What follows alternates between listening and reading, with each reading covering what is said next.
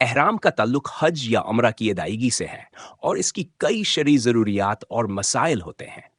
जब कोई मुसलमान एहराम बांधता है तो इसे मखसूस चीज़ों से इज्तनाब करना पड़ता है। यहाँ एहराम के कुछ अहम मसाइल दिए जा रहे हैं। लिबास।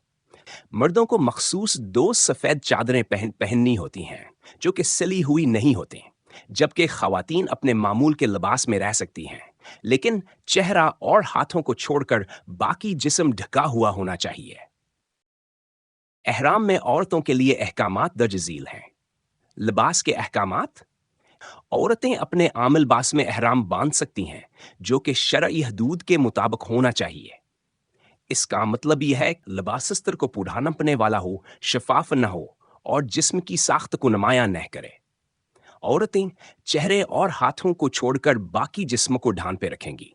चेहरे पर नकाब पहनने की मान्यता है अगर वह चेहरे से छू रहा हो, लेकिन चेहरे को ढांपने के लिए कुछ औरतें ऐसी चादर का इस्तेमाल करती हैं जो चेहरे से दूर रहती है। जीनत का इस्तेमाल। एहराम की हालत में औरतों को ज़ीवरात पहनने की इजाज़त है, लेकिन ज़ीवरात का इस्तेमाल इस तरह ना हो कि वो जीनत के तौर पर नुमायां हो।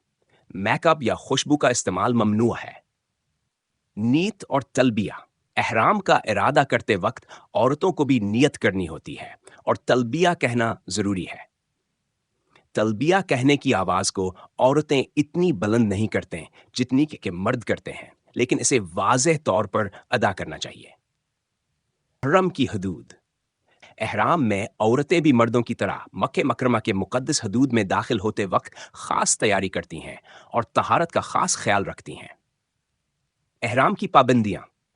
एहराम की हालत में कुछ ख़ास चीज़ों से परहेज़ ज़रूरी है, जैसे कि शिकार करना, नाखून काटना, बाल काटना या जिस्म से बाल उतारना, खुशबू लगाना, जिनसी ताल्लुकात कायम करना, झगड़ा करना या बेहुदा बातें करना।